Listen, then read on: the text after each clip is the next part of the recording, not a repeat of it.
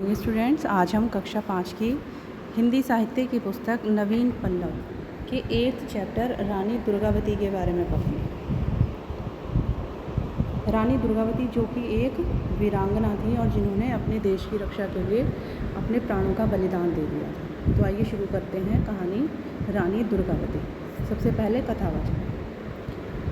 जिस समय अकबर की यश पताका हिमालय से बंगाल की खाड़ी तक फहरा रही थी, उस समय जबलपुर के पास एक छोटे से राज्य गढ़मंडल में एक रानी के स्वातंत्र्य की अग्निशिखा भी दूर दूर तक अपना प्रकाश फैला रही थी। बड़े बड़े प्रतापी राजा जिस बल विक्रम को न सह सके थे, उस बल विक्रम की अवहेलना गढ़मंडल की यह वीर नारी निडर होकर कर रही थी।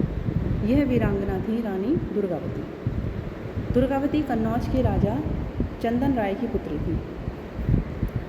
जब वह विवाह के योग्य हुई, तब उसके पिता ने राजपुताने के राजकुमारों में योग्य वर की खोज का प्रयत्न किया, परंतु दुर्गावती गढ़मंडल के स्वामी दलपति शाह की वीरता पर मुग्ध थी। उसके पिता को यह बात अच्छी नहीं लगी। जब यह समाचार दलपति ने सुना, तब उसने बाहुबल से उस कन्या को प्राप्त करना चाहा। चंदन राय और दलपति शाह में घोर संग्राम हुआ। अंत में विजय दुर्गावती के मनोवांछित वर दलपति शाह को प्राप्त हुई।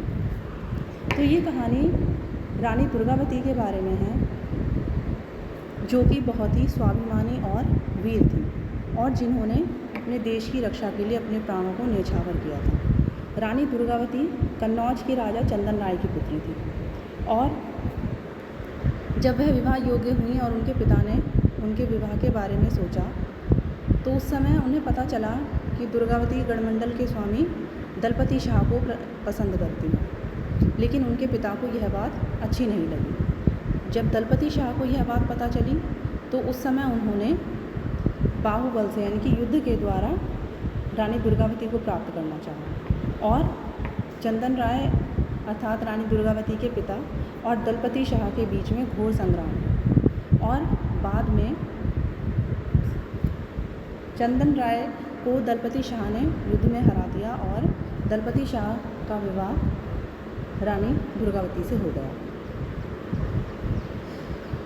गढ़मंडल में पहुंचकर दुर्गावती और दलपति शाह का विधि पूर्वक विवाह हुआ। कुछ समय पश्चात उनके एक पुत्र उत्पन्न हुआ, जिसका नाम वीर नारायण रखा गया। जिस समय वीर नारायण केवल 3 वर्ष का था, गढ़मंडल का राज सिंहासन सूना हो गया। राजा दलपति शाह परलोकवासी हो गए। अब रानी दुर्गावती अपना राजकाज स्वयं देखने लगी। वे प्रजा के सुख दुख का खूब ध्यान रखती। वे जानती थीं कि किसी न किसी दिन मुगल सम्राट की दृष्टि उनके छोटे से राज्य पर अवश्य पड़ेगी, इसलिए वे अपनी सेना को अधिक से अधिक सुसज्जित करती रहती थीं। दुर्गावती की योग्यता, उनकी तत्परता तथा प्रजा के प्रति उनकी त्याग भावना अकबर के कानों तक जा पहुँची। उसके अधिकारियों ने उसे गढ़मंडल को अपने अधीन कर लेने की सलाह दी, किंतु उदार हृदय अकबर ने ऐसा करना उचित न समझा। बाद में अधिकारियों के बार बार परामर्श देने पर अकबर तैयार हो गया। तो जब दलपति शाह ने रानी दुर्गावती के पिता को युद्ध में हराया, उसके बाद दलपति शाह का विवाह रानी दुर्गावती से हो गया और उसके कुछ समय पश्चात उनके एक पुत्र हुआ, जिसका नाम था वीर नारायण। तो जब उनका पुत्र केवल 3 वर्ष का ही था, तो उस समय दलपति शाह का निधन हो गया। तब रानी दुर्गावती अकेले ही सारे राज्य को संभालने लगी और वह अपनी प्रजा का खूब ध्यान रखती थी, क्योंकि उन्हें पता था कि जो मुग़ल सम्राट अकबर है, वो किसी न किसी दिन उनके राज्य पर हमला अवश्य करेगा। तो इसलिए वो अपनी सेना को हर समय तैयार रखती थी और उनकी हर ज़रूरतों पर ध्यान रखती थी। लेकिन जब अकबर से रानी दुर्गावती के राज्य पर युद्ध करने की बात की गई, तो उस समय अकबर ने ऐसा करना उचित नहीं समझा। लेकिन जब बार बार उसके अधिकारी उसे युद्ध करने के लिए उसे तत्पर करते रहे, तो उस समय अकबर रानी दुर्गावती के राज्य के ऊपर युद्ध करने के लिए तैयार हो गया। उसने आसफ खान नामक एक सरदार को गढ़मंडल पर चढ़ाई करने की आज्ञा दी।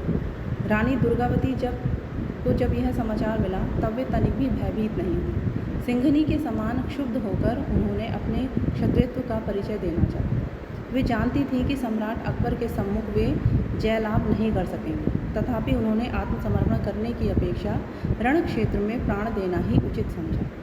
रानी दुर्गावती के संकल्प को जानकर उनकी प्रजा भी अपनी स्वाधीनता के रक्षार्थ तत्पर हो गई। देखते ही देखते 8 सहस्त्र अश्वारोही उपस्थित हो गए। फिर रानी दुर्गावती मुंड मालिनी चामुंडा के समान तुरंगारूढ़ हो अपनी सेना सहित संग्राम भूमि में उतर पड़ी। उधर आसफ खां को यह विश्वास था कि अकबर के प्रचंड प्रताप की ज्वाला से भयभीत होकर दुर्गावती आत्मसमर्पण कर देगी। यह समझकर उसने केवल 5 सहस्त्र अश्वारोही अपने साथ लिए। रण क्षेत्र में रानी के सैनिक उत्साहित होकर शत्रुओं पर वार करने लगे। हारकर विपक्षी भाग निकले और आसफ खां बड़ी कठिनाई से अपने प्राण बचाने में सफल हुआ। तो जब बार बार अकबर को ये चढ़ाया गया कि उसे जो है रानी दुर्गावती के राज्य पर हमला कर देना चाहिए, तो अकबर ने आसफ खां नामक एक सरदार को उसके गढ़ मंडल पर चढ़ाई करने की आज्ञा दी। जब रानी दुर्गावती को यह समाचार मिला तो वो बिल्कुल भी भयभीत नहीं हुई, क्योंकि उन्होंने अपनी सेना को पूरी तरह से तैयार कर रखा था। उस समय क्योंकि वो अकेली थी और उनके पति का देहांत हो चुका था, लेकिन उसके बाद भी उन्होंने अपने क्षत्रियत्व का परिचय दिया और उन्होंने आत्मसमर्पण करने की अपेक्षा रण क्षेत्र में अपने प्राणों का त्याग करना उचित समझा। तो रानी दुर्गावती के संकल्प को जानकर उनकी जो प्रजा थी वो भी उनके साथ देश की रक्षा के लिए तैयार हो गई और देखते ही देखते बहुत सारे अश्वारोही और उनके राज्य की प्रजा उनके साथ युद्ध पर जाने के लिए तैयार हुई। उस समय रानी दुर्गावती ने एक देवी के समान आसफ खां का सामना किया और आसफ खां को विश्वास था कि वो केवल एक महिला है, तो इसलिए वो भयभीत होकर आत्मसमर्पण कर देगी। इसलिए उसने अपने साथ कम सेना ली, लेकिन जो रानी के सैनिक थे उन्होंने पूरी तरह उत्साहित होकर शत्रुओं की सेना पर वार किया और आसफ खां वहाँ से बहुत मुश्किल से अपने प्राणों को बचाकर वहाँ से हारकर डरकर भाग गया। आसफ खां के पलायन का समाचार सुनकर अकबर बहुत लज्जित हुआ। उसने 1.5 वर्ष के अनंतर विपुल सैन्य के साथ आसफ खां को फिर गढ़मंडल पर आक्रमण करने के लिए भेजा। इस बार भी रानी दुर्गावती की सेना ने प्रचंड बल विक्रम का प्रदर्शन किया। फलस्वरूप उसकी क्रोधाग्नि में शत्रु सेना पतंग के समान कटती गई। आसफ खां को दूसरी हार से लज्जा हुई। उसने इस रूप में अकबर को मुंह दिखाना उचित नहीं समझा। अब उसे कूटनीति का मार्ग ही उचित जान पड़ा। उसने गढ़मंडल में विश्वासघात का बीज बोया। जब पहली बार आसफ खां युद्ध में पराजित हो गया तो यह समाचार सुनकर अकबर को बहुत ही लज्जा आई कि एक पुरुष एक स्त्री से हार गया। तो उसने 1.5 वर्ष के बाद फिर से आसफ खां को गढ़मंडल पर आक्रमण करने के लिए भेजा, लेकिन रानी दुर्गावती की सेना इस बार भी पूरी तरह से अपने बल विक्रम के साथ तैयार थी। तो इस बार भी रानी दुर्गावती की सेना ने आसफ खां को हरा दिया। तो जब वह दूसरी बार एक महिला से पराजित हो गया तो इस समय उसे लगा कि अब मुझे अकबर को मुंह दिखाना नहीं चाहिए, क्योंकि इस समय उसे बहुत ही अधिक शर्मिंदगी महसूस हो रही थी। तो अब उसने कूटनीति का मार्ग अपनाया और उसने गढ़मंडल के लोगों के बीच में विश्वासघात का बीज बो दिया। रानी के सैनिकों में फूट पड़ गई। अब रानी ने जान लिया था कि युद्ध में विजय की कोई आशा नहीं, फिर भी वे आसफ खां के साथ युद्ध करने से पीछे नहीं हटी। इस बार आसफ खां की सेना असंख्य थी। बड़ा लोमहर्षक युद्ध हुआ।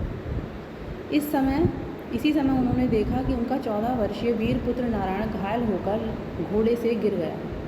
यह देखकर भी दुर्गावती विचलित नहीं हुई। उनकी सेना के कुछ सैनिकों ने वीर नारायण को सुरक्षित स्थान पर पहुंचाकर रानी से प्रार्थना की कि वे अपने प्रिय पुत्र का अंतिम दर्शन कर लें। रानी ने उत्तर दिया, यह समय पुत्र से मिलने का नहीं। मुझे हर्ष है कि मेरे पुत्र ने युद्ध में वीरगति पाई। अब मैं उससे देवलोक में ही मिलूंगी।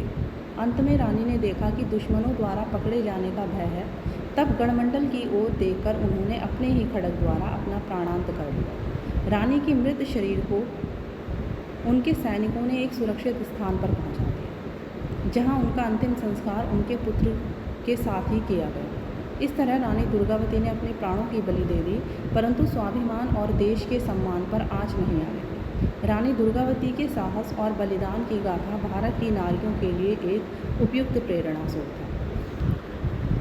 तो अंत में जब तीसरी बार आसफ खान ने रानी दुर्गावती पर हमला किया, तो उस समय क्योंकि वह उससे पहले ही वह रानी की सैनिकों के बीच में विश्वासघात का बीज डाल चुका था। तो अब रानी को लग गया था कि इस समय अब आसफ खां को हराना मुश्किल है। तो लेकिन उसके बाद भी रानी ने हार नहीं मानी और आसफ खां का सामना पूरी हिम्मत के साथ किया। युद्ध में उनका पुत्र वीर नारायण भी उनके साथ था। अब वह 14 वर्ष का हो चुका था।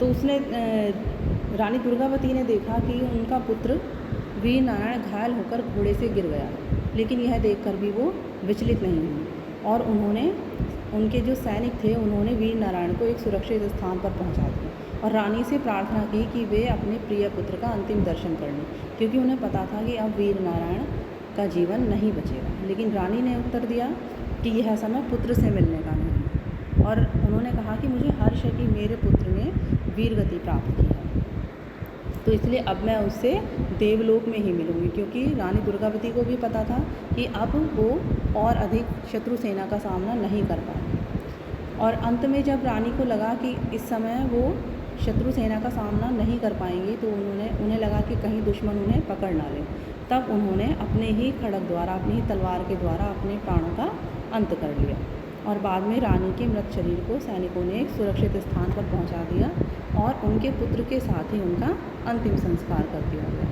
तो इस तरह से रानी दुर्गावती ने अपने प्राणों की बलि दी, परंतु अपने स्वाभिमान और देश के सम्मान पर आँच नहीं आई। रानी दुर्गावती के साहस और बलिदान की गाथा भारत की नारियों के लिए एक उपयुक्त प्रेरणा स्रोत है।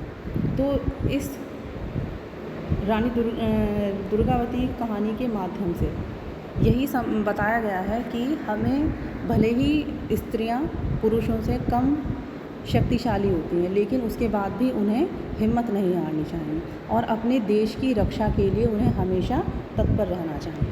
तो इसमें जीवन मूल्य भी यही दिया गया है कि राष्ट्र की रक्षा प्राणों की आहुति देकर भी करनी चाहिए, क्योंकि जिस धरती पर हम रहते हैं और जहाँ के हवा में हम सांस लेते हैं, जहाँ का हम अन्न खाते हैं, जिस धरती के ऊपर हम रहते हैं, तो हमारा सबसे पहला कर्तव्य यही है कि किसी भी परिस्थिति में हम अपने देश के ऊपर आँच ना आने दें। भले ही हमें अपने प्राणों का बलिदान क्यों ना देना पड़े, हमें अपनी देश की रक्षा के लिए हमेशा तत्पर रहना चाहिए। तो आशा करती हूँ कि आपको यह कहानी समझ में आ गई होगी। इस वीडियो में यह पाठ आपको एक्सप्लेन किया गया है। नेक्स्ट वीडियो में इसके प्रश्न उत्तर और एक्सरसाइज आपको दी जाएगी। Thank you.